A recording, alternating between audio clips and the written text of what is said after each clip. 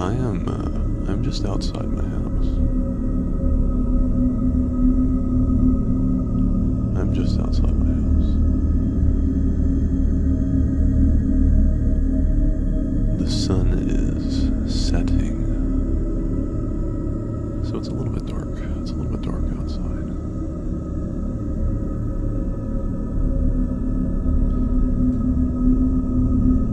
If anybody could give me an idea of my audio balance, that would really be helpful. The music is still vibrating. Okay. Is it still too loud? Is that what you mean? I'm still quiet compared to the music. Okay. Is that any better? Lower it down a lot. Okay, a lot. Did that help at all? Let me try and see. I could try to run it through something different. 1 second. Okay. Let me try it a different way.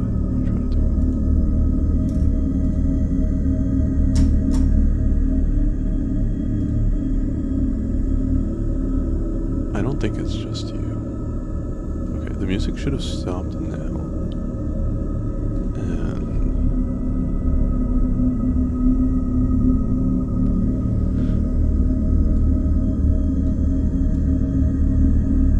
how does that sound to you guys?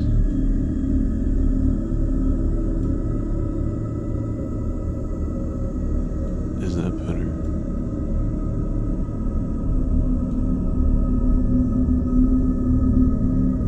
That's better. Okay, that's good to know.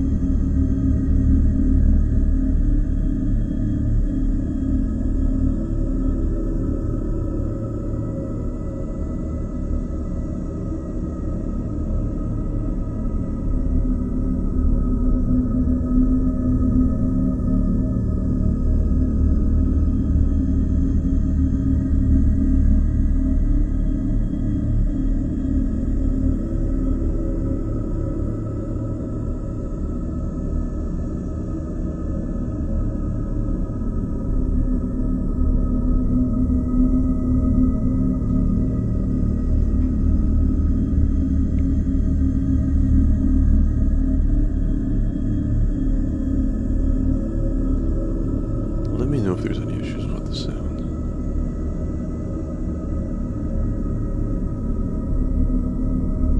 What must I do to have a taste of some rare meat? You gotta earn it. That's true. You have to harvest it. Meat is there to be harvested.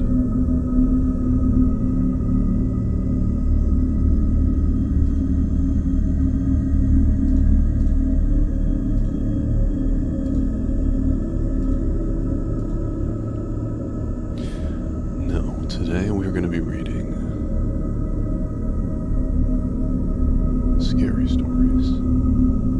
Very, very, very scary stories. You might never be able to sleep again. So if you feel terrified at any time, it would be most wise to turn off your stream, turn off your Twitch. If you value your sleep, if you value your sanity, you can turn off the audio in case you're feeling overwhelmed by anything.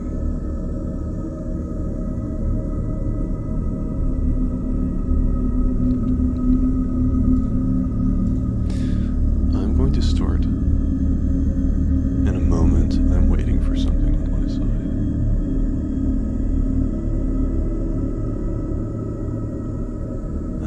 Take a quick dinner break. Sophie, you show up, you come back and you show up with this attitude. How funny today is, reading stream.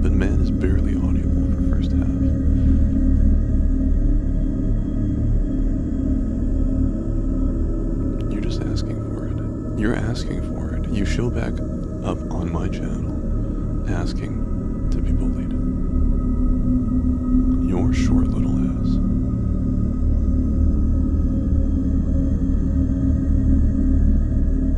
If I had ever given you a cushion for your knees, I'd be taking it away right now. Don't complain now or I'll be gone for another week.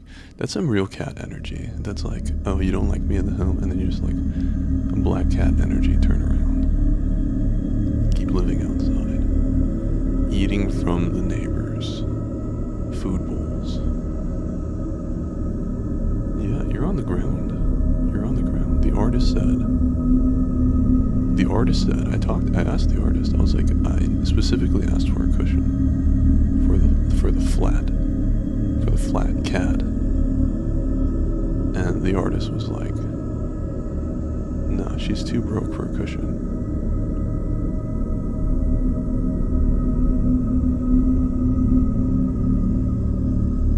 So I tried to argue on your behalf. They said something like, those weak-ass knees deserve nothing. The music is still a little louder than me. Okay, thank you. That's good to know. Good to know. Good to know. I'm speaking very quietly because I got a boy spoiling me lately, not my fault.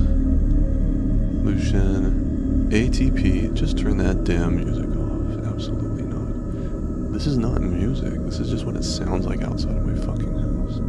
I can't just turn off my house. Just be happy that it's foggy so I'm not doxing myself.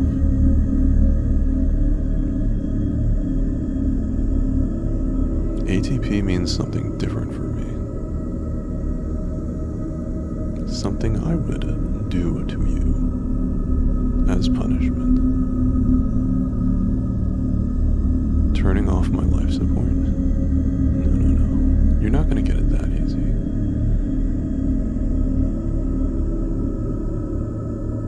Your suffering is not going to be quick.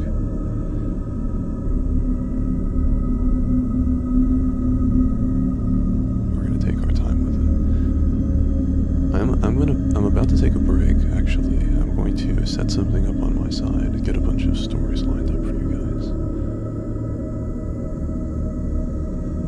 Maybe, just maybe, I'll read one story first for you guys. And then I'll take maybe like a 20-minute break or something to set up a few things, eat some food. We've got a long night ahead of us. If you're trying to sleep, this is not going to be the night.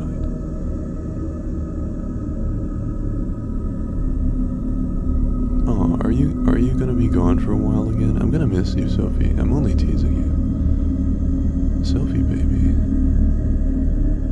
Do you need kisses? Is that what you need? Do you need to sit on my lap and get kisses?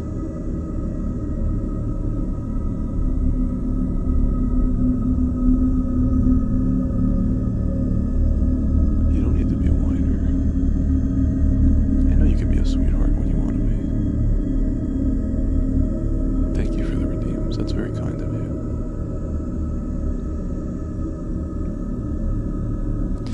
If you guys have any issues with the sound, let me know anytime. If the music is too loud, you're not bothering me by telling me it over and over. It just means I need to change it. Oh, I'm getting kisses, just not from you. Okay. When your heart is broke, just like your knees, you'll be crawling right back to me. You'll be crawling right back to me, Sophie. The music is still too loud. Thank you. That's very helpful. Very, very helpful.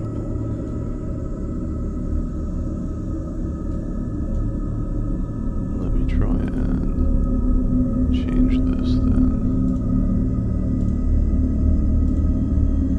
Maybe this is playing some sound. Let me check. Maybe this has some sort of sound input. Oh, that's what it is, guys. That's what it is. I didn't realize that. Yeah, how's this? How's this? Is that better?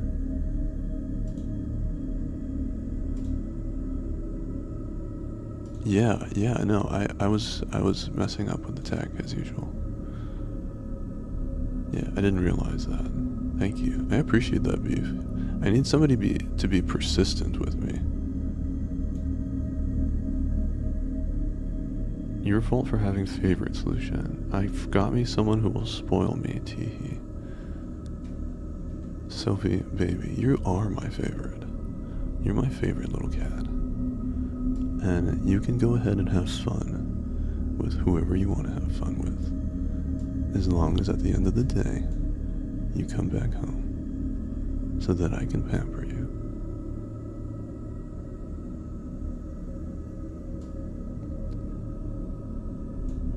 Yeah, I appreciate that a lot, Beef. Thank you. That helped me find the tech issue. Don't lie now. I'll pull out the suffocating pillow. We don't need any pillow. I'll just use my hands. You have a gun? Guns don't work on vampires. Do you have silver bullets or something? Yes, you are absolutely the best, Beef. I absolutely adore having you around. Okay, hopefully the audio balance is good. I'm gonna go ahead and read you guys a story.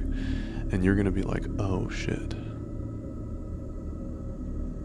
And now I'll never sleep again. Daily curses now that Sophie's here.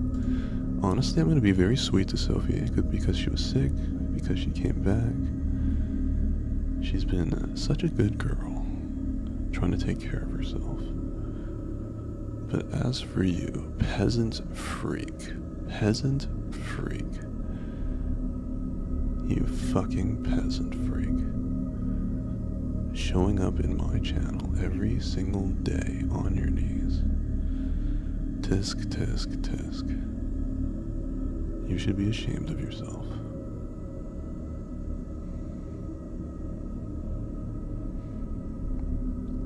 No, Sophie, I'm going to treat you well today, whether you like it or not. You're going to be getting the princess treatment today, because that's what you are, a fucking princess. No shame because it's you. Oh, that's so nice of you. You're really a sweetheart. Okay, let's get started. Let's read one story, and then I do need to take a break after that. So, let's begin. This story is called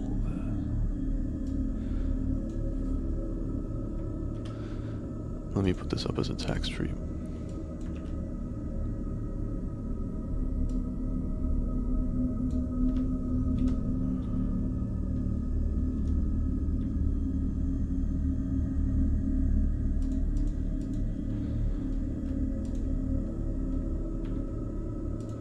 I'll put this up as a text for you.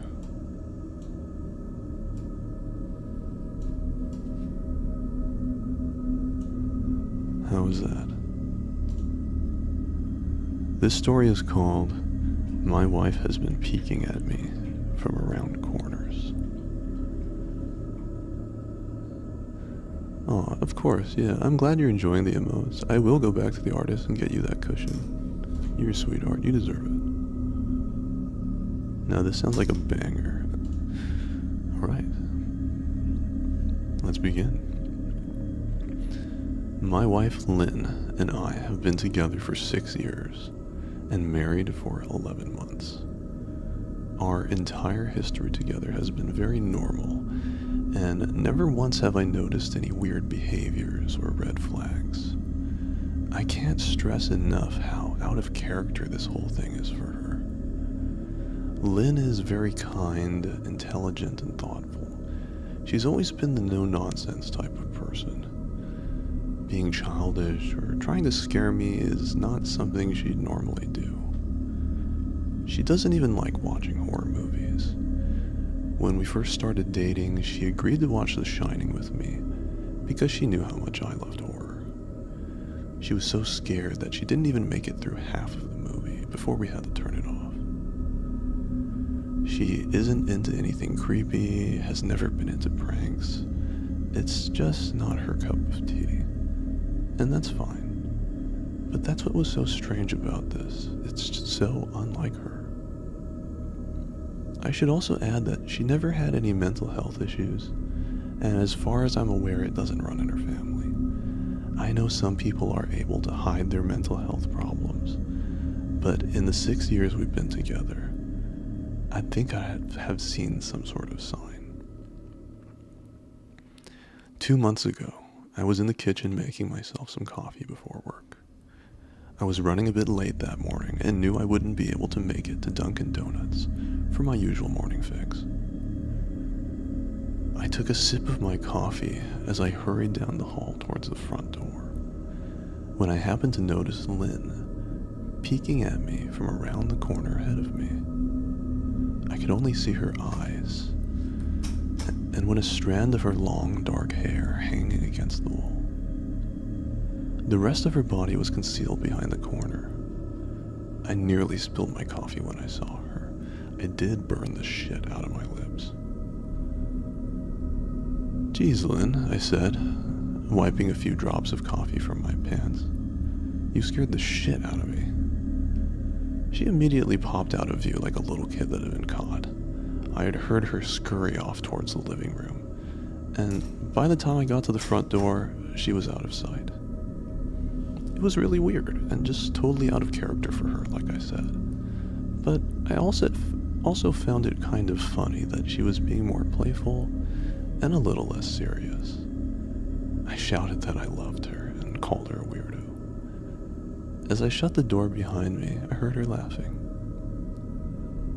Her behavior was a bit odd, but it certainly wasn't something to call a priest over. I forgot about it by lunch, and by the time I got home, she was her normal self. I didn't bring it up, and neither did she, and life went on. The next incident happened 3 days later. It was around 2 a.m. and I had woken up to get a drink. I was standing at the kitchen island, jug of OJ in hand, when I felt a strong feeling that I was being watched. For whatever reason, I looked down at the floor and saw my wife's smiling face staring back. She was peeking at me from the other side of the island, staring up at me with wide, unblinking eyes and grinning like the Cheshire Cat. I screamed. I admit it, not out of irritation, but fear. For some reason, at that moment, I was scared. At the sound of my scream, Lynn scuttled backwards out of my view, her hands and feet smacking the tile floor as she hurried out of the kitchen on all fours. I didn't run after her, or even yell at her. I just stood there frozen in shock, wondering what the fuck had possessed her to do that. It took me a little longer than I'd like to admit to go back upstairs, but eventually I did. When I got to our bedroom, Lynn was lying on her side, asleep, or at least pretending to be.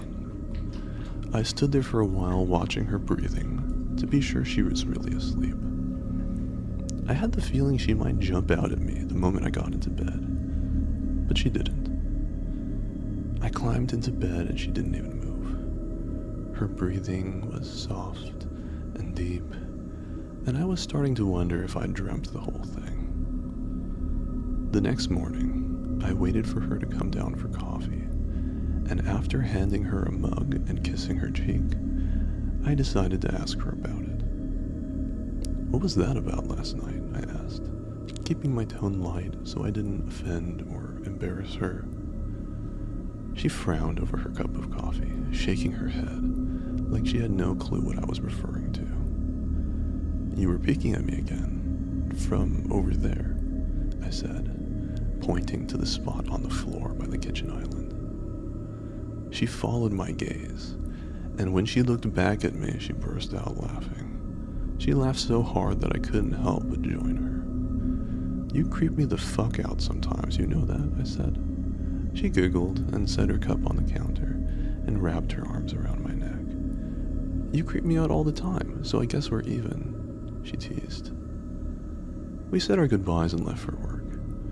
As I drove, I kept thinking how creepy it had been seeing her grinning at me from behind the island like that. the sounds her hands made on the floor as she crawled away. I told myself she was just trying to be silly, just trying to join me in my love of all things horror. It was not like I was afraid of her, but it still didn't sit right with me. I started seeing her peeking at me more and more. Sometimes she'd be peeking out from behind the couch or living room curtains. Once, she even managed to get inside her grandmother's old trunk that sits at the foot of our bed. I might not have known she was there at all had the trunk's old hinges not given her away. She had the lid propped up just enough so that only half her face peeked through. She had been grinning like an excited toddler. It was unnerving. I didn't even know what to say to her. All I could do was stare. When I finally found my voice, I asked her why on earth she was doing this. She didn't answer, but she had slowly closed the lid, shutting herself inside the trunk. I just walked away feeling disturbed. I didn't understand why she was doing it, but clearly it made her happy. I just hoped she would tire of the game quickly. Lynn didn't peek at me for the next 2 weeks. I started to think she was done with her weird prank, and I was relieved. We were watching a show on Netflix one night, and jokingly I said that I haven't seen her peeking at me lately, and that she must have given up on her spy game. She looked up at me with a small smile and said, "Maybe I've just gotten better at it." I didn't say anything, but I wondered or not whether she was joking. For the next few days, I couldn't stop thinking about what she said. Was she still peeking at me when I wasn't looking and I just hadn't noticed? And if so, what the hell was she getting out of this? I started to feel paranoid, constantly checking whether she was watching from around the corner or behind the door. I was jumpy whenever I was home and she wasn't in full view of me. I felt stupid and a little crazy. But after a few weeks without another incident, I began to relax. I stopped checking behind furniture and walls and told myself it was just a bad memory. Then a few days ago, things got so much worse. Lynn left to go to a friend's, and I lounged on the couch and played a couple of games on my laptop. Around 9 p.m., I hopped in the shower, and as I was washing the soap from my hair, I felt that awful feeling that I was being watched. I slowly opened my eyes and almost had a fucking heart attack. Lynn was peeking from behind the shower curtain, her entire head stretched into the shower, leaving just her body outside. Her long dark hair hung against the curtain, the ends dripping with water. Her mouth hung open in a terrible grin, eyes wide and red, as if she hadn't blinked in a while. I screamed and jumped back against the wall. She didn't move, nor did her smile waver. Her makeup ran down her cheeks in 2 black streaks. She looked giddy and entirely deranged. I was fucking terrified. We stood like that for a few moments, neither of us saying a word. Finally, after what felt like forever, she slowly pulled her head back out of the shower, and I watched her blurry figure through the curtain as she moved backwards towards the bathroom door. A second later, the bathroom door slammed shut, hard enough to rattle the mirror. I screamed again and jumped out of the shower to lock the door. I stayed inside the bathroom for over an hour. Maybe I overreacted to some of you, but joke or not, I wasn't going to put up with the crazy shit anymore.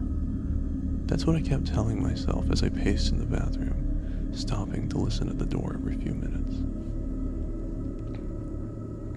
Suddenly, I heard a muffled sound, and I pressed my ear against the bathroom door, straining to listen. I couldn't hear anything, but I envisioned Lynn standing on the other side of the door, giggling at her joke.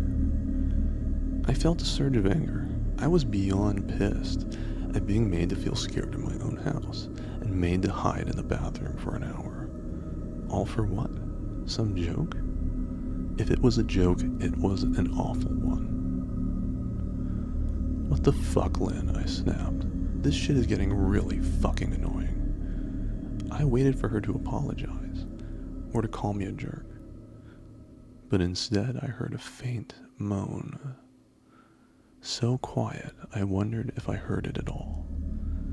And then, complete silence.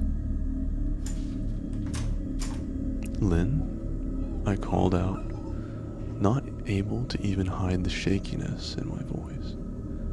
I got no response, just my own heavy breathing. I swear to God, just fucking stop it, I yelled, pounding my fist on the door. I waited for her to cuss me out, something I would expect from me talking to her like that.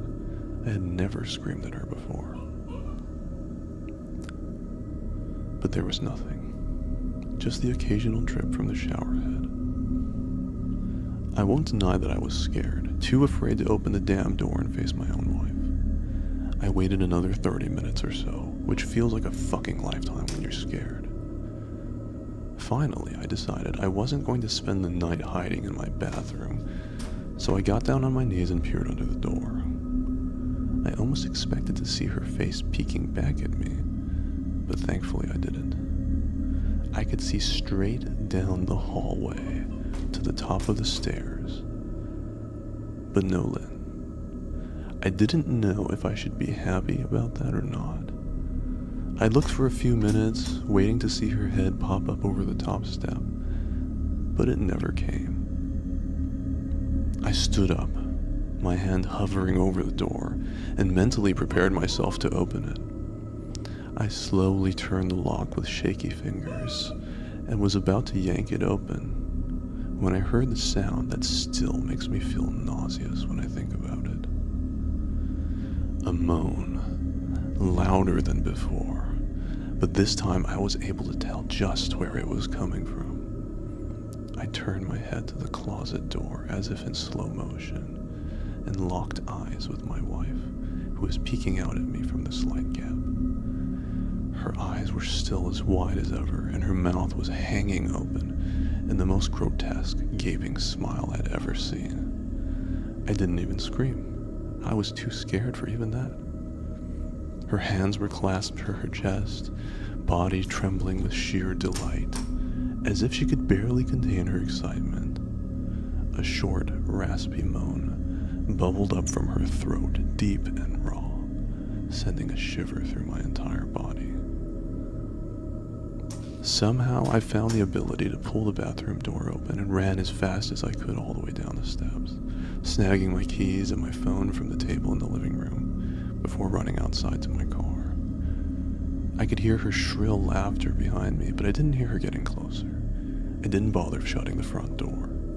I drove away from the house faster than I legally should have, shivering the entire time, either from fear or the cold. Maybe a little of both.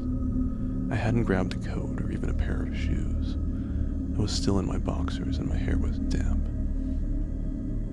I drove straight to my brother Chris's house for about 40 minutes away, ignoring any and every call and text I got. I didn't even check my phone until I was safely parked in my brother's driveway. Lynn had called 4 times and sent a flurry of text, all wondering where I'd gone and why I left like that. I threw my phone at the dash in a rage, furious at her nonchalant attitude. My brother and his wife were surprised to see me, especially dressed in just a pair of boxers, but told me to stay as long as I needed. Chris lent me some clothes and asked me what happened. I told him Lynn and I had had a fight, but didn't get into the details.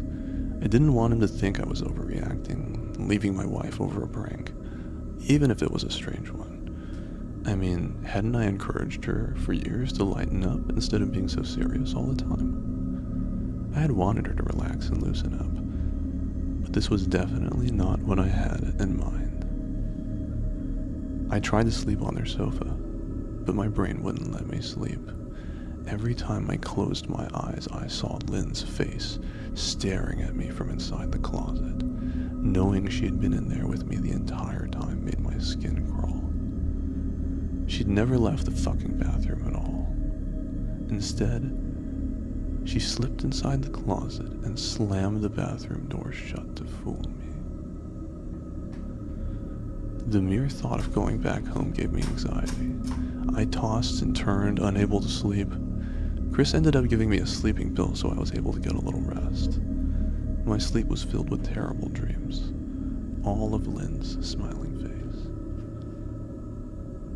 Okay guys, I'm going to take a quick break here and then I'm going to finish this story. There's more. There is a conclusion. So I'll be back in maybe like 15-20 minutes. And I will continue. This is terrifying though, right? She was in the bathroom the whole fucking time. The whole time he was in the bathroom, she was there, in the closet. Okay, I'll be right back. Maybe 20 minutes.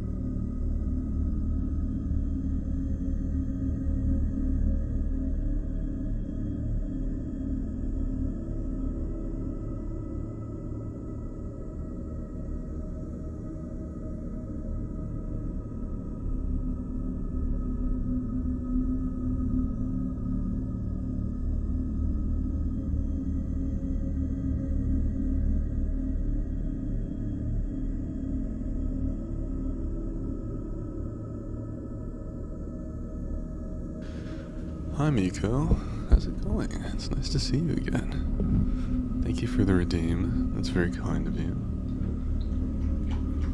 I'll be back in just 1 minute and we will continue reading the story.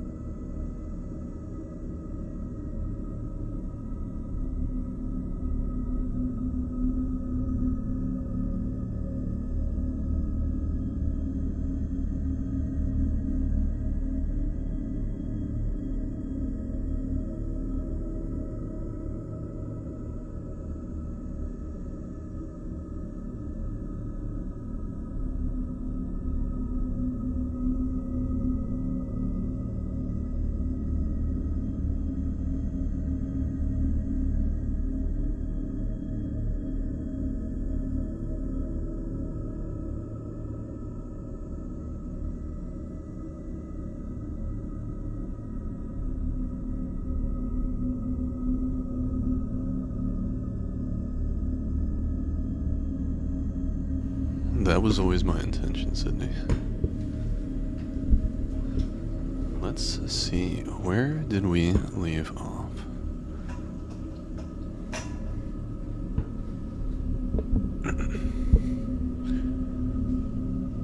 Aw, thank you.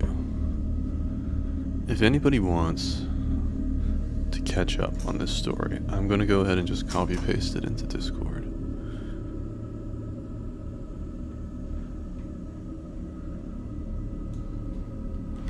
I'm gonna paste this into Discord for you guys. What's a good place to put this? Maybe...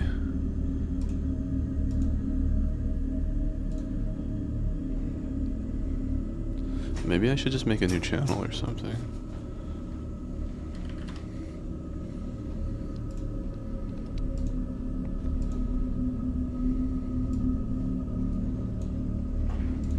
It should be visible to everybody, so...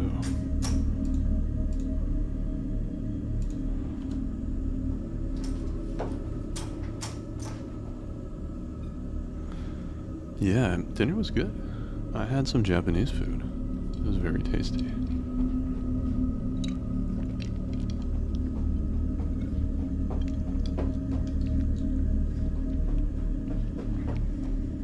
Puppy. Must you? Oh, thank you.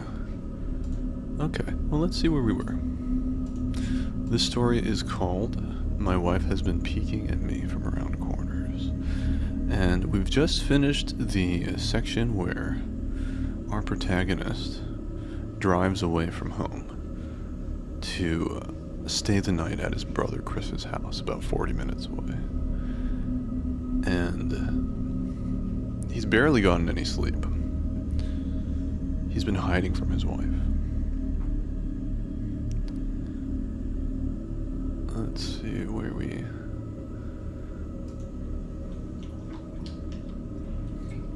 Okay. I tried to sleep on their sofa, but my brain wouldn't let me sleep. Every time I closed my eyes, I saw Lynn's face, staring at me from inside the closet.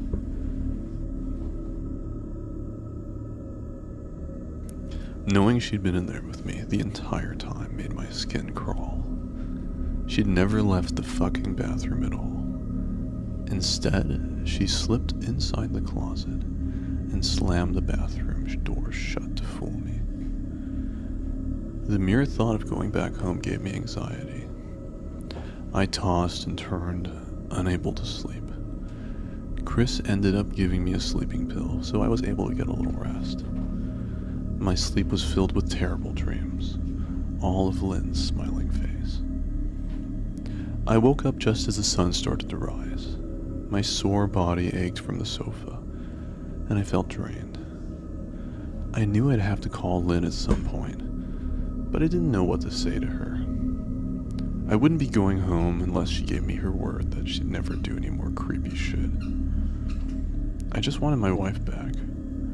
Her normal, serious self never looked so good to me.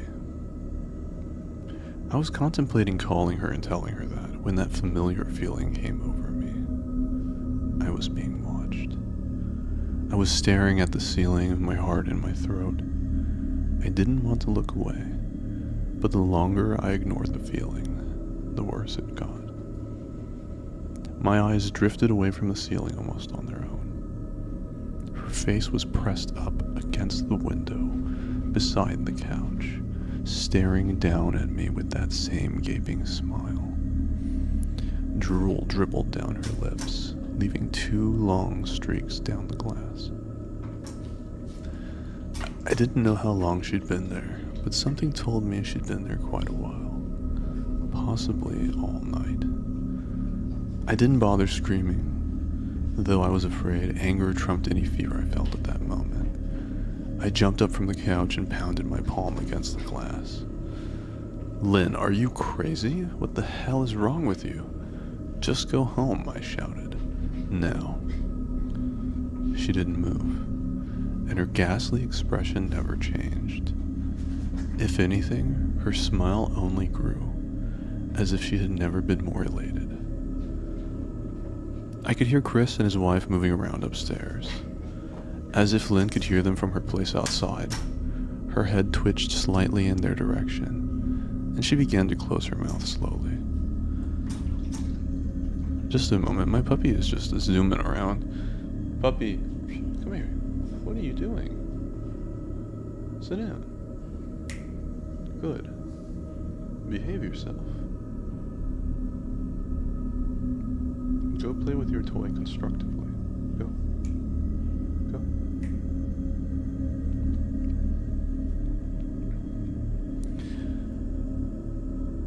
Chris called my name from upstairs, obviously concerned.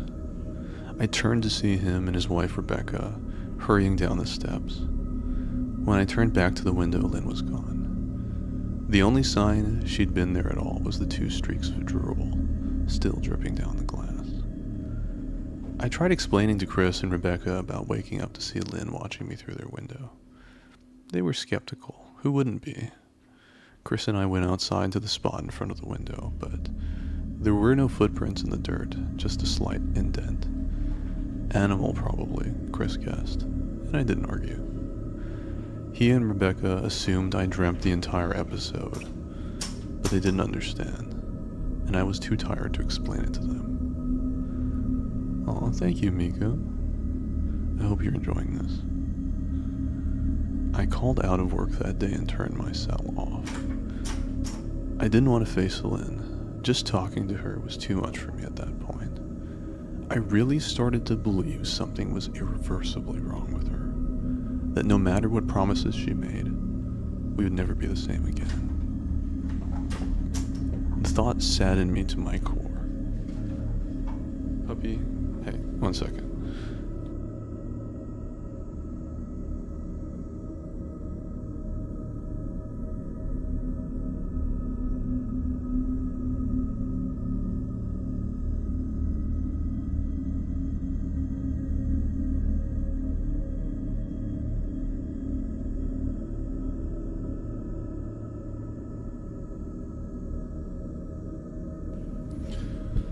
Puppies, the true nightmare.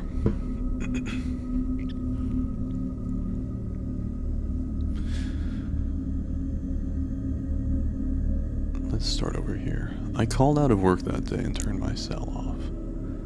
I didn't want to face Lynn.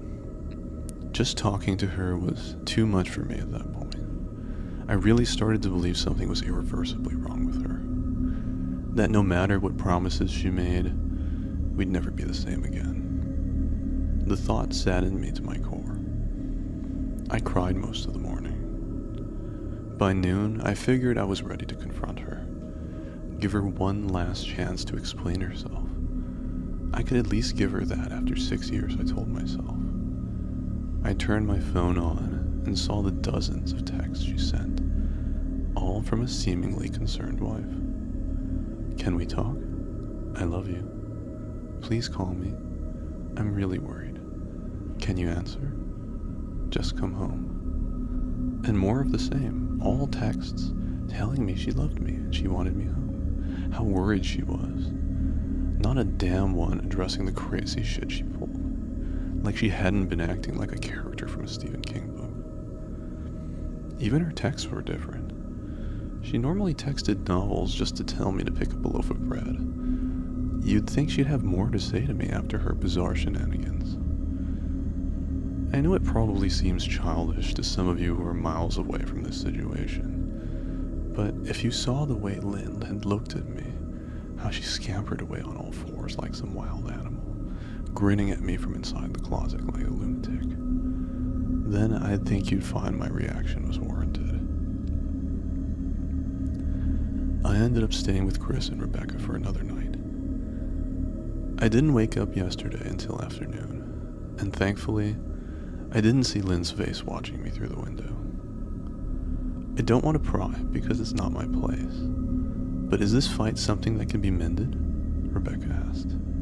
She had made us both a sandwich for lunch, and I knew she wanted to breach the subject without seeming to be nosy.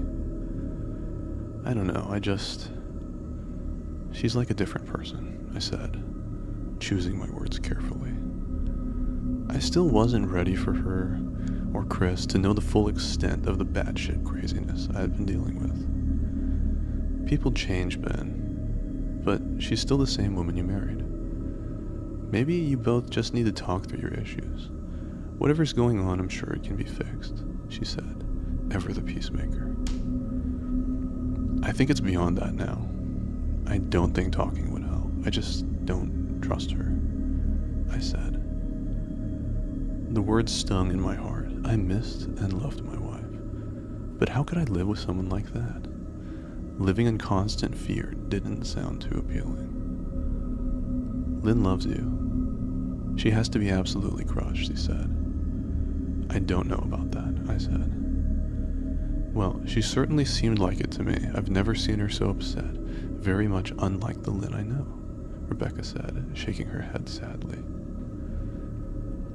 It took a full minute for her words to really sink in, and when they did, I felt dread worming its way through my skin. Wait, what do you mean? You saw her? You saw Lynn? I asked, my mouth suddenly dry. Rebecca nodded casually, as if the fact that wasn't nightmare fuel. Maybe for her it wasn't. She stopped by this morning just after Chris left for work, she said, cleaning the plates from the table. I didn't see her car though. Maybe she took an Uber or something. Beck, what did she say? Did she come inside? I asked, sweat starting to break out on my forehead. I began looking around, examining corners, as though a predator lurked behind them. No, she just asked if you were awake yet, and I said that you weren't. I asked if she wanted me to wake you, but she just said no. Just to let you sleep, she said as she washed the dishes. That's all? She didn't say anything else, I asked? No, she looked awful, though, like she hadn't slept in days. I think you should call her. I got up from the table and thanked Rebecca for lunch. I felt a little better at the knowledge that at least she hadn't come inside. Still, I needed to double check that the doors were locked.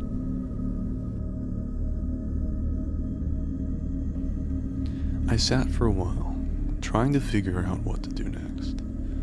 I didn't want to go home, but I felt I owed it to Lynn to help her if I could. Hadn't I sworn an oath to love and honor her through sickness and in health? Clearly she was very sick. If she was sick, which I truly believe she was, I had to try and get her the help she needed. But I didn't even know where to start. I didn't want to call the police. And besides, what the hell was I going to tell them? that my wife was peeking at me, that she was being creepy. As bizarre as she'd been, she still hadn't committed any crime. Not yet, anyway. The police probably would have said I was overreacting. But this wasn't some prank. It felt wrong, dangerous even, like something sinister lurked beneath her smile. I knew as her husband I was well within my rights to have her committed. But what if she had simply acted normal in their presence? She'd obviously been able to fool Rebecca into thinking she was just a concerned wife. As long as the doctors didn't find her a danger to herself or others, they'd have no choice but to release her after 72 hours. I felt lost and overwhelmed. So I did what any husband in my position would do. I called her mother. I didn't want to, believe me. Her mother. Marianne and I were never on the best of terms. We'd never fought or anything like that. She just wasn't a very warm person, and wasn't really easy to get along with. She hardly ever smiled, and when she did, only her lips would move into a thin-lipped smile, leaving her eyes as blank as before. She gave off this aura that felt like she was permanently on the offensive. I'd only met her twice, and both times were for such short visits. I got the impression she didn't approve of me for her daughter. Lynn always ushered us out quickly, as she didn't want me to feel uncomfortable, which I was grateful for. Being in her mother's company felt almost unbearable, like walking on glass. I was glad when we moved 3 states away, so we didn't have to see her often. I was happy to avoid the woman, but I needed her help. I didn't really want to talk to her at all, but I had to talk to someone, and someone who knew Lynn better than I did. So I grit my teeth and I did what I had to. "Yes," she answered, already sounding irritated. "Marianne, it's me, Ben. Do you have a minute to talk?" I asked. I could hear her cluck her tongue in irritation. "I'm in the middle of writing some checks, but if you insist, I suppose I can spare a moment." "What is it that you want to discuss, Benjamin?" she said, coolly. "It's about Lynn. She's been acting strangely, and I was wondering if you had any idea whether there was something." I was quickly interrupted. "It's a bit difficult to follow your rambling, Benjamin. What is it that you want from me?" she asked. I could almost see her standing there in her thin sweater and slacks, tapping her fingernails impatiently on the table. "I wanted to know if you had noticed any odd behavior, or possibly any mental health issues," I asked. There was a long, uncomfortable pause that I couldn't tell that was because she was just thinking or something else. Finally, after a few seconds, she spoke. "I'm not sure if this is one of your jokes, Benjamin, but if so, I don't find the humor in it. Now, I do have business to attend to, as I've said, so if you don't mind," she said, but I cut her off before she could get rid of me. "Marianne, it's not a joke. I'm sincerely concerned about Lynn's mental health. Her behavior has been very erratic lately. I'm very worried about her, and I figured as her mother you would be as well," I said, frustration evident in my voice. "If you're truly concerned, then I suggest you get the health professionals involved. I don't know what you expect of me," she snapped. I could tell she was seconds away from hanging up, and for some reason I was desperate not to let her. I had a feeling she knew a lot more than she was letting on.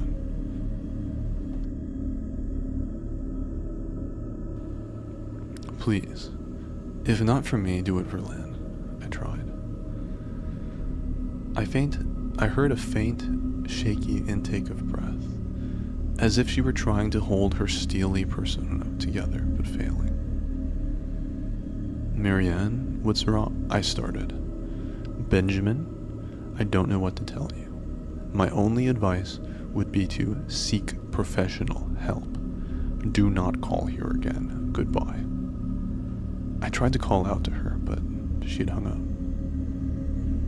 I tried to wrap my head around the call and her refusal to help me, Even if she didn't like me, why wouldn't she want to help her own daughter? I couldn't understand that. I tried to replay the conversation, desperate to find something I missed. After a while, I almost gave up, until I remembered her last words to me. Seek professional help. She said those words with a bit of urgency.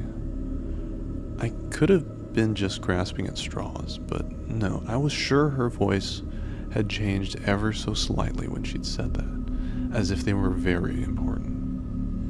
What had she meant? I assumed she'd been referring to medical professionals, but maybe she was referring to somebody else. Someone that she didn't, for some reason, feel comfortable saying directly. Or maybe I was just desperate.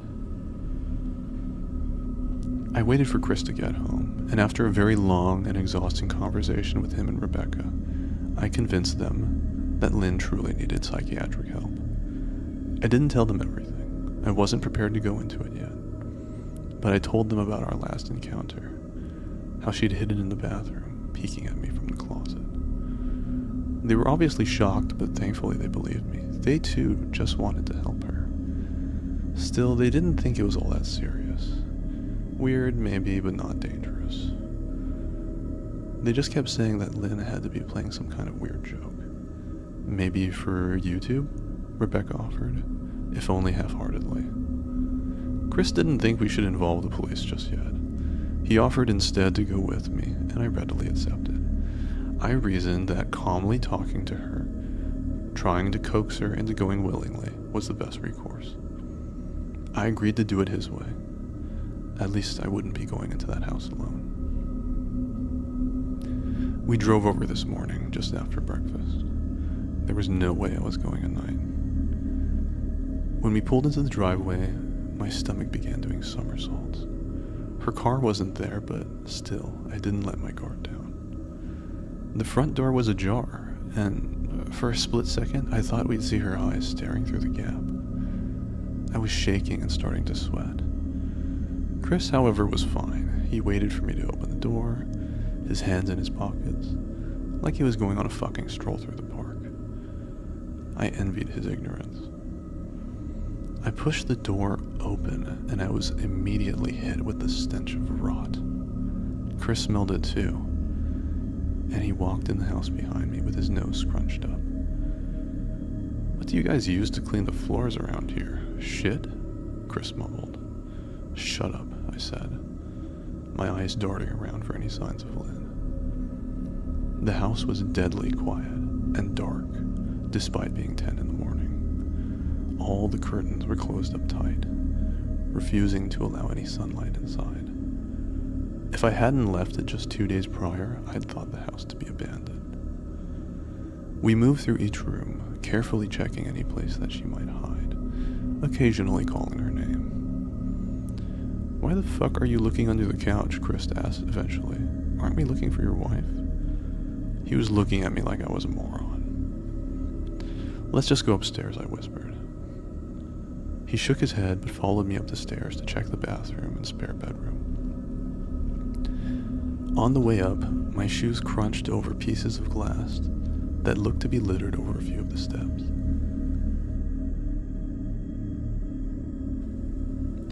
I noticed that Lynn and my wedding portraits that hung on the wall along the staircase had been smashed. The frame hung crookedly, all the glass removed. I stared at the picture, a lump forming in my throat. We had taken the photo just after leaving the church, after saying our vows. She looked so beautiful in her white gown. I looked at Lynn's beautiful face. I'd never dreamed her face would be a source of terror for me. We climbed the rest of the steps and checked the spare bedroom, but it looked completely untouched. I was hesitant to go into the bathroom, my fear from that night coming back to me all at once. Chris noticed and offered to go in by himself, but I couldn't let him do that. So we walked in together, checking the closet and the shower. The bathroom looked as if it hadn't been touched since the night I left. I don't think she's here, Ben. Why don't you pack some clothes and we'll try coming back tomorrow or something, Chris said. I nodded and went into our bedroom and shoved some clothes into a duffel bag. When I checked inside our closet, I came across the source of the smell and gagged. Chris took one look and lost all the color in his face. He had to go stand by the stairs to get away from the sight and smell.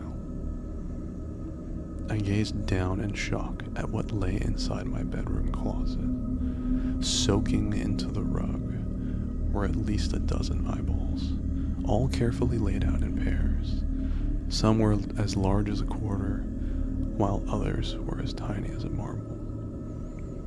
I stared down at the eyes she'd collected from small animals and wondered how she'd gotten them, and shuddered at the thought. Man, I thought I had it bad with Becca's shoe addiction, but fuck me. Your wife's in here collecting eyeballs. Chris said, gagging. Ben, I think we should go, he called from the hall. I'm getting nauseous. All right. I grabbed my duffel and shut the closet door on my new nightmare. I stepped out into the hall and took a deep breath of air. I could taste the rot on my tongue, and I couldn't help but gag. Who the fuck lines up eyeballs in their closet like that? Chris mumbled. I tried to tell you she needed help, I said. She doesn't need help, Ben. She needs a fucking exorcist, he said. You coming or what? I can't stand the smell, and his words died in his throat, and his eyes grew wide with fear. I didn't ask him why. I could feel it. Someone was watching me, and I didn't think it was the eyes in the closet. I turned around, my eyes slowly scanning the bedroom. Christ, I whispered, as I finally saw what we'd missed. Under the bed, curled on her side, watching with the excitement of a kid on Christmas morning, was my wife. She held her hands together just under her chin, and they were shaking eagerly. Now that she knew she'd been found, I could hear the quiet noises she was making. A sort of hiccuping sound in her throat, as if the excitement was just too much for her. It was unnerving to say the least. Wide eyes and that same huge smile. Everything in me told me to run, but I forced it away. This was my wife. No matter how twisted, she was the woman I married. I had to help her. Lynn, I said softly. She didn't respond, but her head bobbed back and forth in two quick little movements, as if she were nodding. Baby, I just want to help, okay? Can you let me do that? I asked. I had taken a single step forward, approaching her like some kind of dangerous animal. I love you, Lynn, I said softly, taking another step closer. She let a tiny moan escape her wide open mouth, and I had to resist the urge to run. Her shoulders were starting to quiver, and her eyes grew large as saucers. I crouched down so I could see her better, and immediately saw the blood. Her hands were covered in it. They trembled more the closer I got, as if she was barely able to contain herself. Lynn, are you hurt? You're bleeding, I said. She bobbed her head again, her bloody fingers moving up and down as if playing an invisible piano. They occasionally grazed her chin, leaving smears of blood on her skin. I wanted to recoil in disgust. The smell that was coming off of her was revolting. I could feel the vomit trying to climb up my throat. Her lips were dry and stretched thin, blood seeping between the cracks. I knew she wouldn't come out on her own, but I didn't want to leave her in the state she was in. I scooted closer and reached out to her. The excited, hiccuping sounds got louder, and her hands shook, fingers flexing. It was then that I could see the blood oozing from in between her fingers. Oh my God, Lynn, you're bleeding, I said. Instinctively, I reached out to take her hand, but before I could even touch her, her hand sprang out towards me. A sharp pain shot through my arm, and I fell back on my ass. My arm burned, and I could see the blood dripping down into the carpet.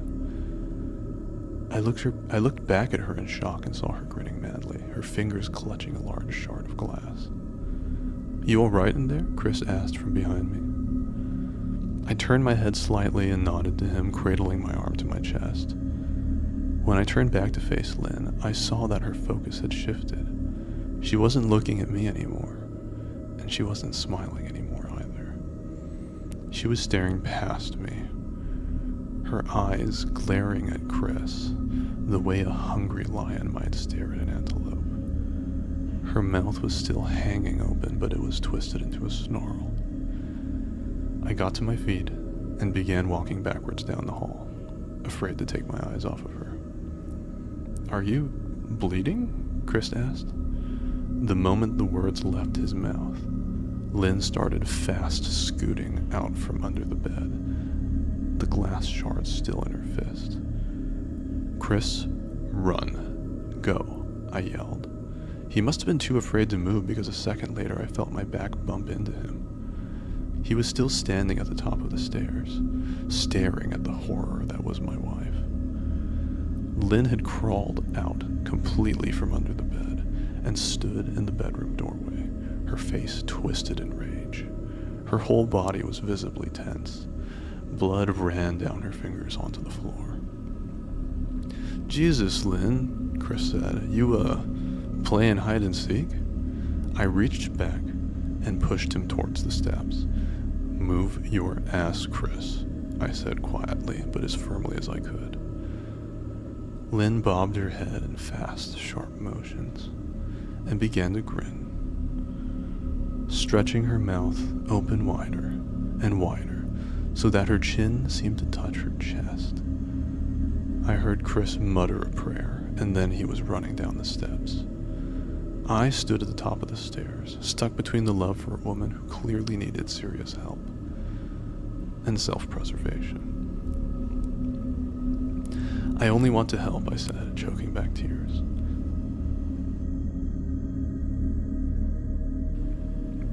Her eyes focused on me once again as she slowly lifted the glass, holding it out in front of her. And then she started sprinting towards me, grinning with utter excitement. Thankfully, my body took over, and I flew down the stairs, skipping 2 or 3 at a time. I made it to the front door before I felt her leap onto my back, wrapping her arms around my neck, her open mouth next to my ear so that I could hear those terrible hiccuping sounds up close. I shook her off me, knocking her to the floor. I felt a searing pain in my back as she went, but I tore open the front door and bolted to my car. Chris was standing in the front yard talking on the phone with the police. I didn't say a word. I just ran to my car and jumped in. Chris took the hint and followed me, still on the line with 911.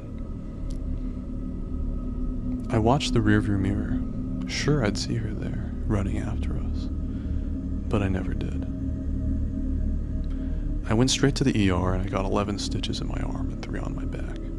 The police asked a lot of questions and went back to the house to do a search, but of course, Lynn wasn't there. They advised me to stay with a friend or relative for a while, and to file a restraining order as soon as I could. But none of those things would matter. Somehow I just knew. I dropped Chris off at home and went to a motel an hour away. I wanted to put as much distance between me and Lynn as I could. This is where I've been for the last 4 hours. I thought maybe the police would find her, maybe they'd get her the help she desperately needs. But now I don't think so. Because 40 minutes ago, I got a text from an unknown number. Just 3 words. "I found you." And a picture attached. The picture was dark and grainy, but I instantly knew what it was. There was no mistaking my wife's eye. I started typing this out immediately after. I don't know what to do. I'm alone and scared, and I can't help but feel that I'm being watched. I hope you guys enjoyed that story. My wife has been peeking at me from around corners. We're not afraid of the long stories. I think setting the stage can take time, and good horror can take time. Thank you so much, Beef. I hope you enjoyed that. I hope this one keeps you guys up at night. Let's read a couple of shorter stories.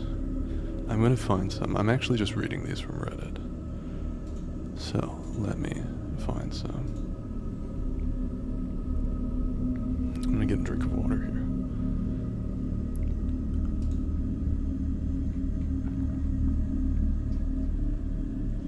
Let me find some shorter ones.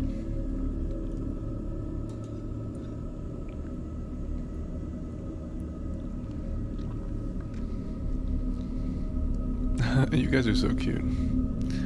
It was so nice, I can't leave the bed now.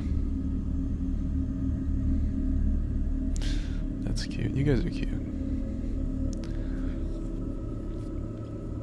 I think I have about another 30 minutes, so let's read a couple of stories and see how it goes. Let's see.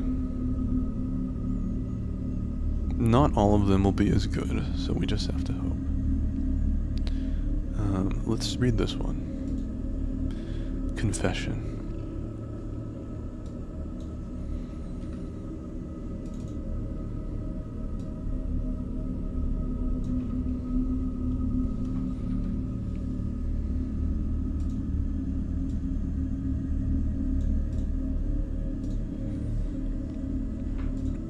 This one looks like it's a lot shorter. In order to get to the bathroom, I have to cross the hallway. Oh no. Make sure you check inside the closet.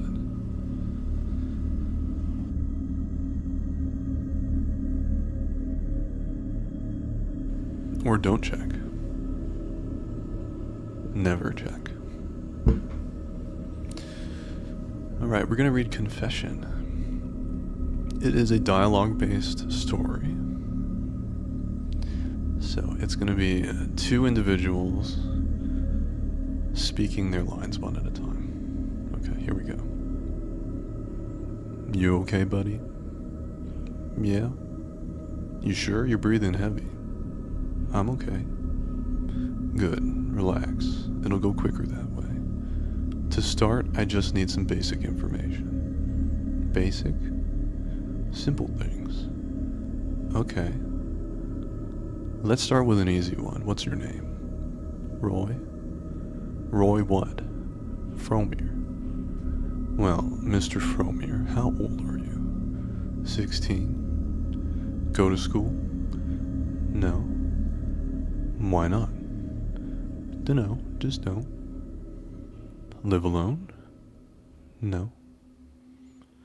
You live with your mother and your brother Bill, don't you? Yeah. Good, good. You're doing fine. Now I need to ask some harder questions, okay? Can you handle that? Yeah. Good boy. Your brother Bill's in some hot water, isn't he? He's been accused of something bad. Accused? He did something bad to that little girl, Jenny Connor. Oh. To be frank, Mr. Fromere, I think you might know something about that. That's why you're here today. I think you have a story about Bill and that little girl. Don't be shy. Relax. You aren't in any trouble. Just answer me one question. Did you see Bill take Jenny into the woods? I didn't see them. Really? I saw Jenny. Bill was home. You say you saw Jenny go into the woods, but Bill was at home? Yeah.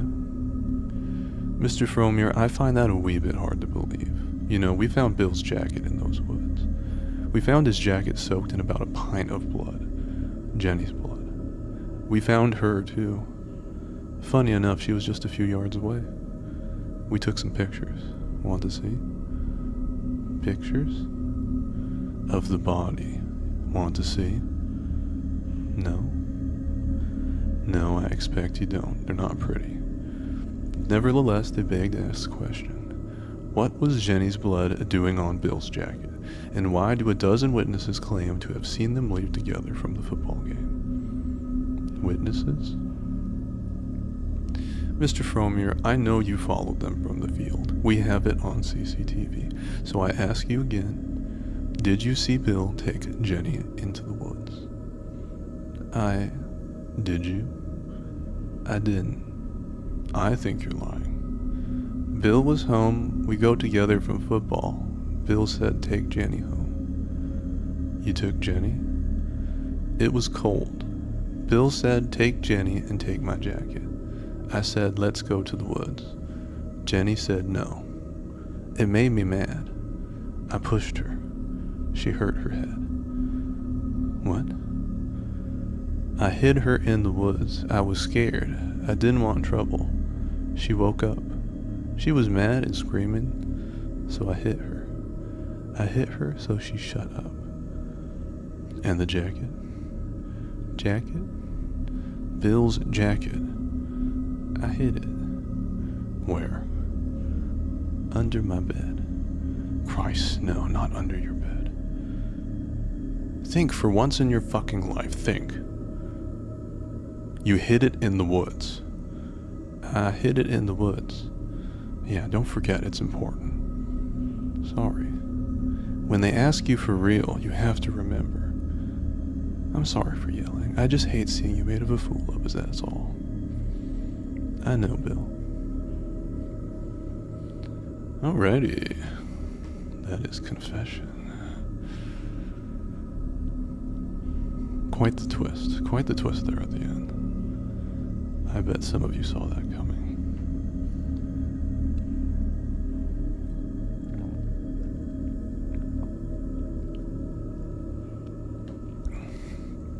If it was a little bit hard for you guys to understand, or for anybody to understand, it sounds like this is actually a dialogue. Yeah, from a mile away, yes. Yeah, it's a dialogue between Bill and what I would assume is his developed, mentally challenged younger brother, trying to have him take the blame for his crime. Yeah, that was an interesting one. Let me pop these up.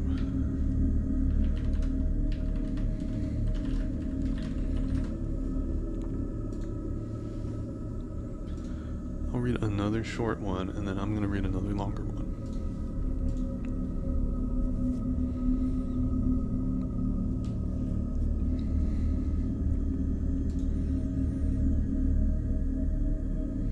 Well, this is sort of a fucked up one. Let's see.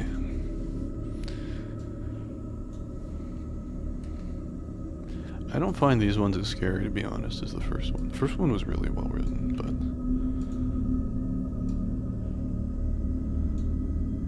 but here we go. This one is called I Know When My Husband Is Cheating on Me. I know when my husband is cheating on me. It's funny, something like 60% of marriages end in infidelity, but you never think it'll be yours. There's so many articles on it too, how to tell, what signs to watch for. Is he spending too much time at the office or just working hard? Crappy episodes on daytime TV. Some silly girl sobbing as it's all revealed. These articles, shows, dramas, they're for weaker women. I knew the moment my husband didn't love me anymore. Oh, it'll start small. He'll smile more. For no reason. He'll laugh at little things she says or does. Things that he would never in a million years found funny if you said them. And it'll only get worse. His face will light up like a sun when he sees her. And he will see her. You can't stop it. She's everywhere in his life, invasive like a cancer. Or a leech. Sucking all of his attention and love away from you.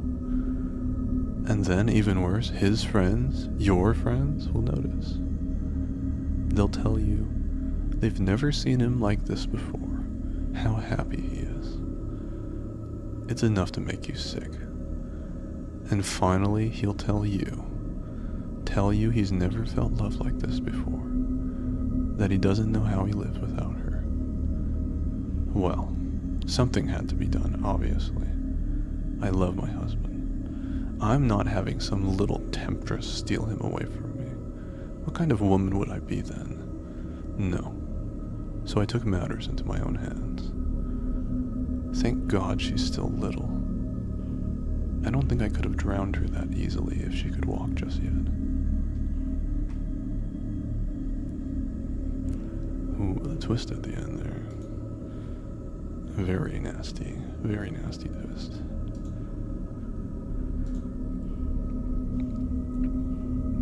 It sounds like his wife was having some issues with their baby daughter. Very, very fucked up. Post-mortem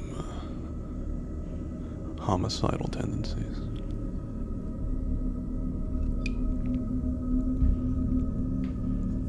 You hate that one? Yeah. Basically all of these are very, hateable. Let me see this.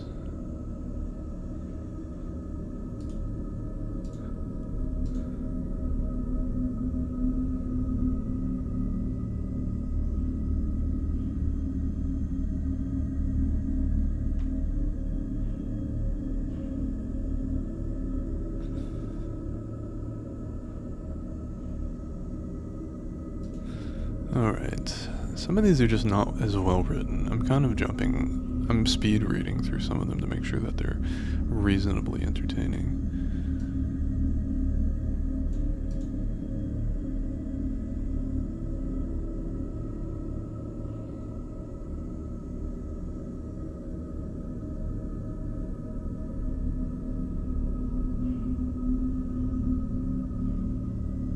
Okay, this one's not bad. This one is... There was one story, a man here taking noises, but the clock was broken. Is that like The Telltale Heart by Edgar Allan Poe? Oh, he looked down his bed and saw his wife was dead. Oh. Well, I'm going to read some classic ones as well. I will read at some point. When I have a bit more time, I'm going to read some Stephen King. Some of the best of Stephen King. Oh, and the ticking noises came from her watch. That's creepy. I know those quartz watches can be pretty loud sometimes. You have to read it. You have it to read at some point, yeah. I'm gonna read, I have this open, but I don't have enough time today, I think. The Man in the Black Suit by Stephen King. So yeah, that's gonna be a good one. We're gonna read that later. But for today, let's read another short one and then another slightly longer one, and that will be it. Your little dose of nightmares for the day. And then I have a D&D campaign to join, which is my first D&D campaign, so that should be fun. I have always wanted to try playing D&D. Yeah, exciting. It's my first time. Yeah, my first time. I've played it once, but it doesn't really count. That was just a one shot. It's like a custom world. Yeah, it's actually a VSeals DM. I think you've seen him in chat occasionally. A VSeals DM has put together a campaign. So I think that'll be a lot of fun. Yeah, it'll be fun. But let's go ahead and jump into this one. I don't want to be too late. I try not to be late to things, but I constantly am. I should have read the reviews. Will you tell us about it at some point? Yeah, absolutely, Beef. I will let you know how it goes, 100%. I'm also trying to learn because I'm thinking of doing a D&D campaign as a DM for our community at some point. Okay, yeah, this is exactly what I was talking about. Yeah. We're running a little bit late. We'll be back soon for session 0. That's great. Yeah. I was just talking about that. Okay, so I should have read the reviews. My girlfriend moved out 3 weeks ago. My cat, Ruck, was really close to her, and now that she's gone, I can tell that he's a bit lonely, especially when I'm at work. I came home a few times to my curtains ripped up. or all the toilet paper in shreds. The last straw was when I came home after working late to find that he had clawed a hole the size of a dinner plate into the side of the sofa. I decided to do something. I tried different toys, even catnip, but nothing worked. One night, while browsing Amazon, I saw a pet camera. It's a tiny camera that records your pet on a live feed, so you can monitor their behavior while you're away. It even has an audio function, so you can talk to them. This sounded silly, but hey, I love my furry dude, so I bought it. I got overnight shipping and installed it immediately. I decided to set it up in my bedroom, as that was where Ruck dwelled the most. My first day at work, I think I checked that camera like 30 times. When I spoke into the microphone, Ruck seemed to be happier, and I noticed there was no destruction around the house either. By day 4, I figured I'd solved the problem with Ruck. And that leads me to right now. About 30 minutes ago, I climbed in bed with Ruck, ready to close my eyes, when my phone buzzed. A notification from the pet cam. I almost ignored it, sure I just triggered the thing, but I opened it anyway.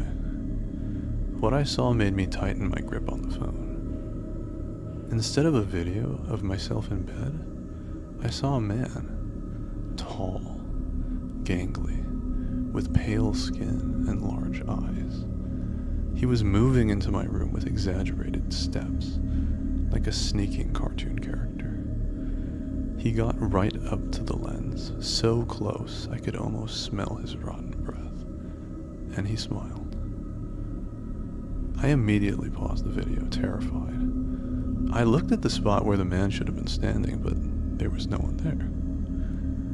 I went onto Amazon and found the pet cam and read the reviews, hoping for some weird glitch. It had to be a joke, right?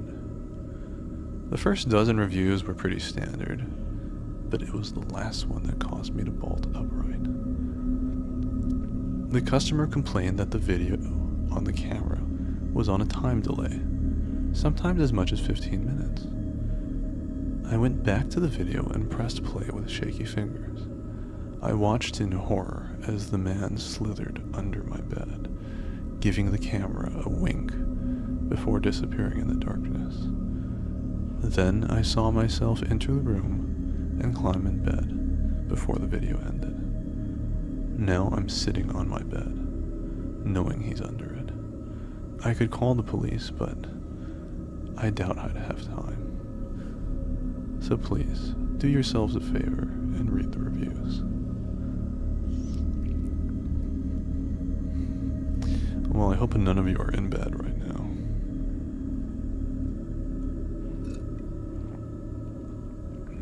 Maybe that's why the cat was, less lonely. Is because the man had been creeping around the home, treating it nicely.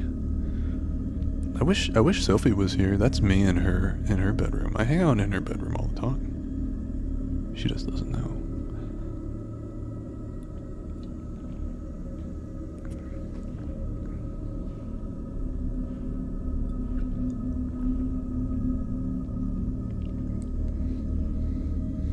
Don't snitch. Don't snitch.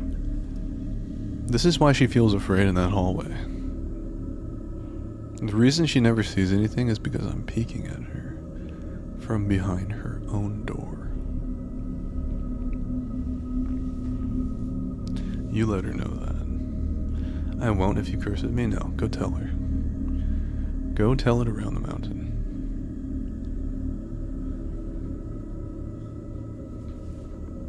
Alright, let's read one more story here, and then I'll be jumping onto a campaign.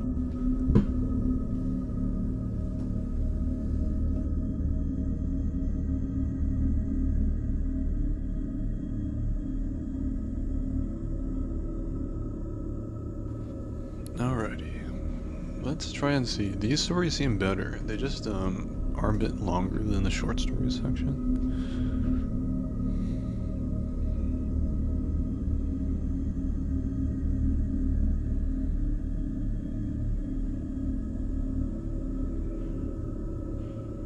You're torturing me, my lord? Please pick something that doesn't involve being in bed. Okay, I'll pick one for what Sophie's doing. You said Sophie said she's on the phone with her sugar daddy, right? Pretty boy sugar daddy. That sounds like a good song. Pretty boy sugar daddy.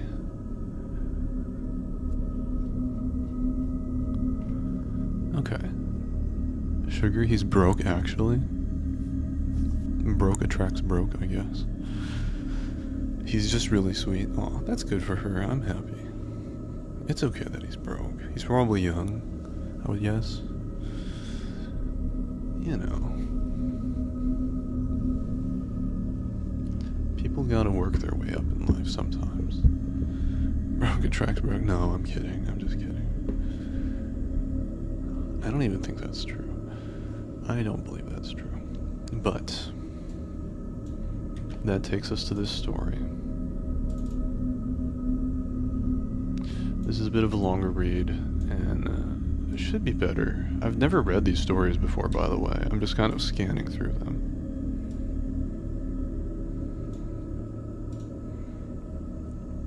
As long as he's nice to her, I'm not killing him. That's good. This story is called My Sugar Daddy Asks Me for Weird Favors. Yes. Is this relatable to anybody? Let's find out. Let's find out. My sugar daddy asks me for weird favors. His Tinder profile said he was 45, but he looked to be in his early 30s at most. Certainly won't be for me. That's funny. I mean, unless you're looking for a daddy, Mr. Beep. Looking for a sugar baby. 700 weekly. No sex. It sounded too good to be true, but as a broke university student, I was willing to take my chances.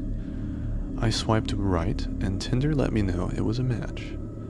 His message came seconds later. Hey there, sweetheart. I cringed at that word. I hated it. But $700 was $700. So I sucked it up and replied, Hey, winky face. His name was Jack, and he told me he owned his own business, although he never specified what kind of business it was. We talked for a while before he asked me for my Venmo to send me my first payment. After a few minutes, I got the notification. I stared at the $700 for at least 20 minutes, expecting to wake up from a dream at any second. But it wasn't a dream. You still there? I clicked on the message. Yeah, sorry, if you don't mind me asking, what are you looking for in return? I stared at the chat until he replied. I'm just looking for you to do a few favors for me. Smiley face. That sounded like it was going to be sexual to me. Like, what?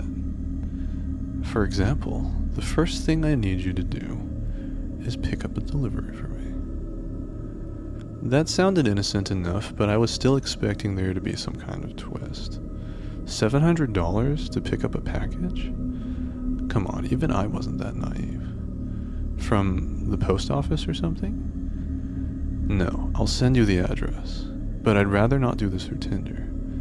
You got Kik? Or you can give me your number.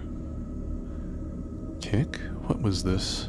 2011? I decided to give him my number instead, and he texted me the address immediately, followed by the address to his house, where I would have to drop off the package. I'm not home right now, but there's a key on the bottom of the blue flower pot near the door. Go inside and put the package on the coffee table in the living room. Make sure that you lock the door when you go inside the house, and then lock it again when you leave. I grabbed my car keys and wallet and got into my car, putting the address into Google Maps. Got it, on my way. My phone buzzed as I backed out of my driveway. I'm serious. Lock the door both times, please. I thought that was a little excessive, but I promised him that I would. The house looked abandoned. It had a broken chain link fence around it with a small door that was hanging on to dear life. It stuck out like a sore thumb, surrounded by houses that were a lot nicer than this one in comparison. You here for jack shit? I looked up to see a man standing in the open doorway of the house. He took up almost the entire space, his head skimming the top of the doorframe. He was huge, in height and muscles, and his entire torso was covered in tattoos. Yeah, I guess, I replied, not moving from my spot on the sidewalk. Stay right there, he said. I did. Actually, I don't think I would have moved even if he had asked me to. I looked around, and I realized there was no one else on this street. I was a 21-year-old woman alone in the street. I gripped my car keys. A few minutes later, the man came out carrying a cardboard box. It was about the size of a shoebox, but stained and damp on some of the corners. Can you open your car? He asked. I opened the trunk, not wanting that inside my car seats, and he said it did. All right, there you go, he said.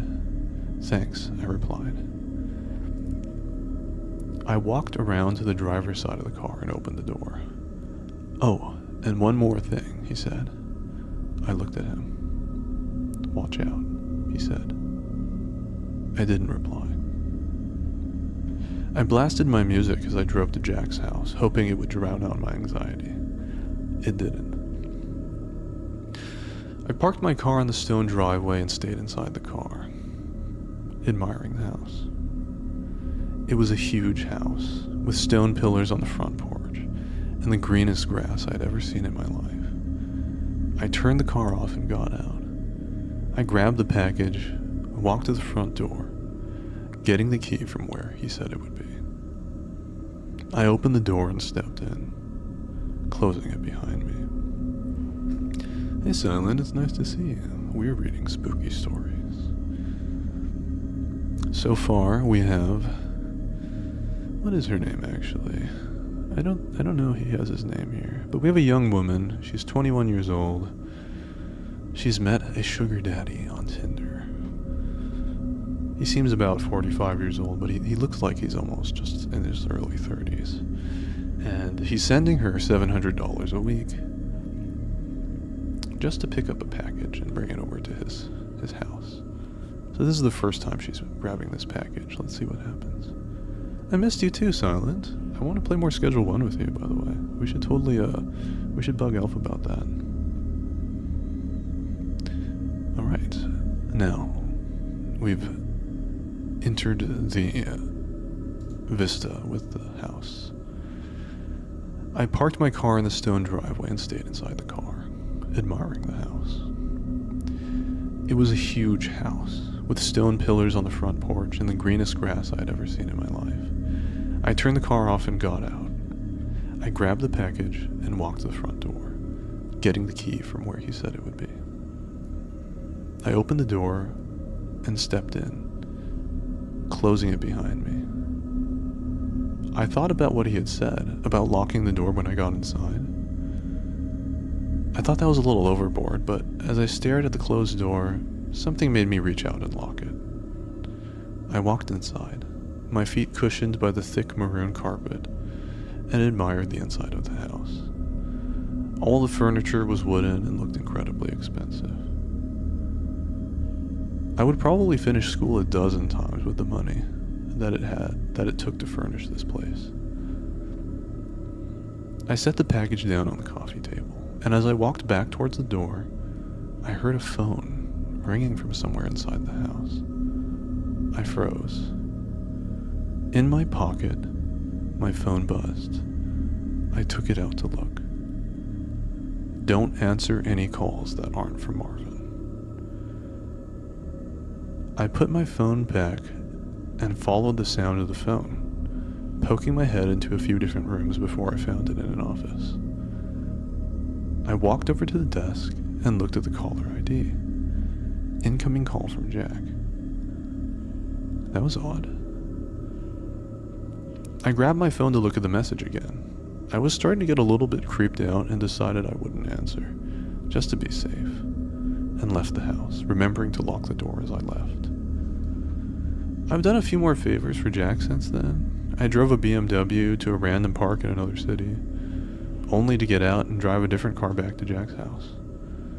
He had me meet one of his employees at lunch, who then gave me a briefcase to deliver to the first house I had gone to, and told me he would know if I looked inside. On several occasions, he asked me to drive down to that same house and stay with the guy, whose name was Julio, for a certain amount of time. In total, I've made around $3,500. Most recently, Jack asked me to stay in his house overnight. I woke up to a text message from him. I need you to spend the night at my house. I hadn't ever seen him in person, but I had talked to him on the phone a few times. He proceeded to tell me that he would pay me $1,000 to spend the night at his house, provided that I followed a few rules. I drove down to his house that evening. The driveway was empty, and normally it was, but the porch light was on. I walked up, unlocked the door, went inside, and then locked it again. Everything in the house looked the same. Jack had told me over the phone that he would leave the list of rules on the dining room table. I set all my stuff down in the living room. My bags looked like garbage compared to the fancy furniture in there. I had wandered into the kitchen, then to the dining room. Sure enough, there was a piece of paper on the wooden table, held down by an empty glass. Lock the door when you come in. Only answer calls from Marvin. Don't turn on any faucets between 9 p.m. and 11 p.m. Don't open the door for anyone, no matter who they say they are, after 10 p.m. If the door to the closet at the end of the hall is open, sleep in the library. If closed, sleep in any of the bedrooms. The gardener comes at midnight. If he starts knocking on the windows, hide. Turn on the TV and let it play on static through the night. Do not forget to do this. Oh, and help yourself to anything in the fridge. Smiley face. I'll pay you in the morning. Good night. I made sure to follow all the rules. To be honest, I was regretting my decision. But seeing as I was already here and I was getting paid, I decided to stay anyway. I figured as long as I followed all the rules, I'd be perfectly fine. Still, it felt a little odd. What was this? A haunted house? Nevertheless, I lounged around the house for a few hours, as I was planning on going to sleep around 9, since that's the time all the weird shit would begin to happen. At 8:50 I brushed my teeth, using the faucet for the last time, before 9.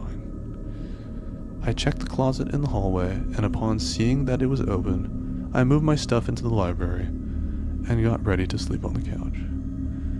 I locked the doors just in case, and laid on the couch, scrolling through my phone.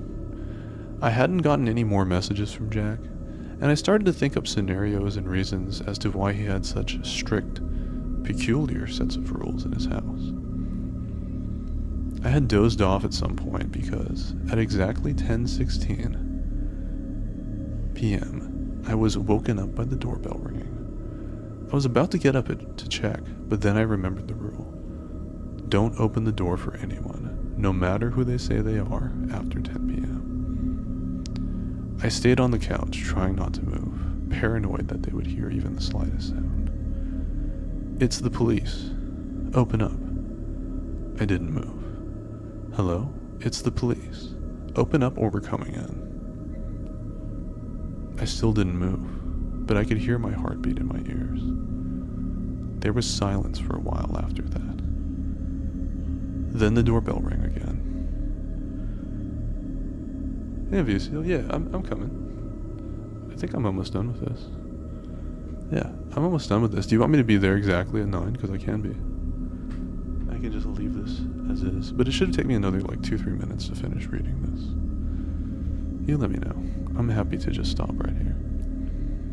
I can finish my story. Oh, thank you. Thank you, Sydney. That's very kind. I will do so.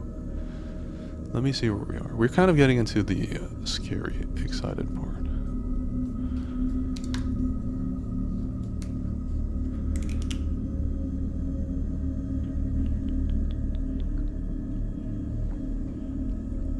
Okay, let's do this.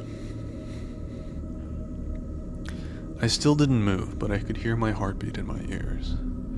There was silence for a while after that. Then the doorbell rang again. Hey, it's Jack. Let me in. It sounded like Jack, but still, I didn't get up.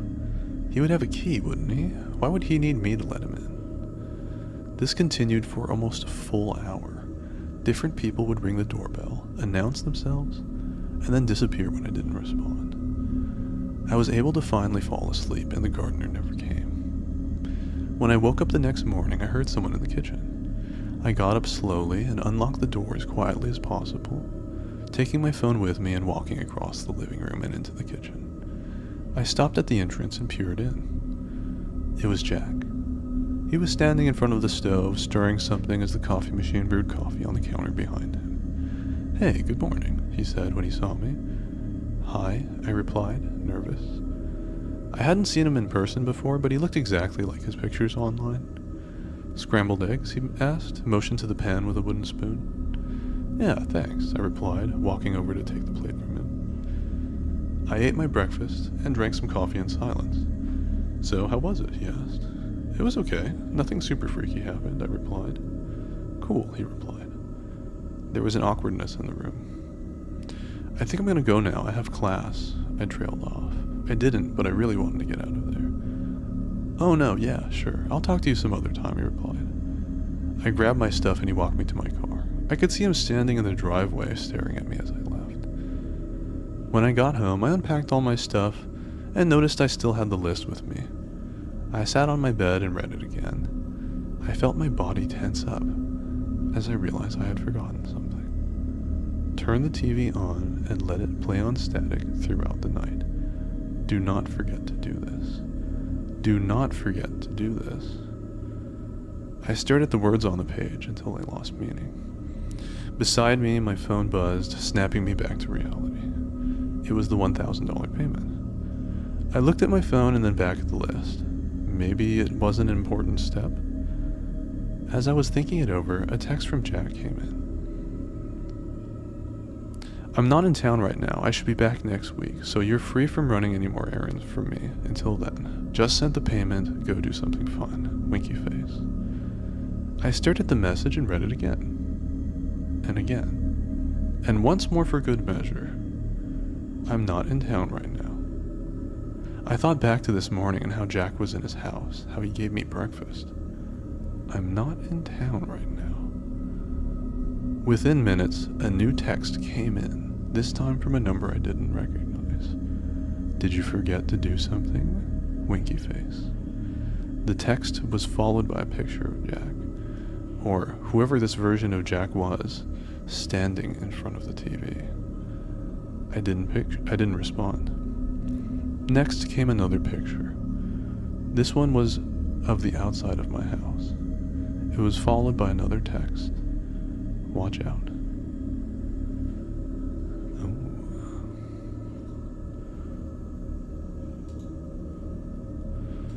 Yeah, interesting.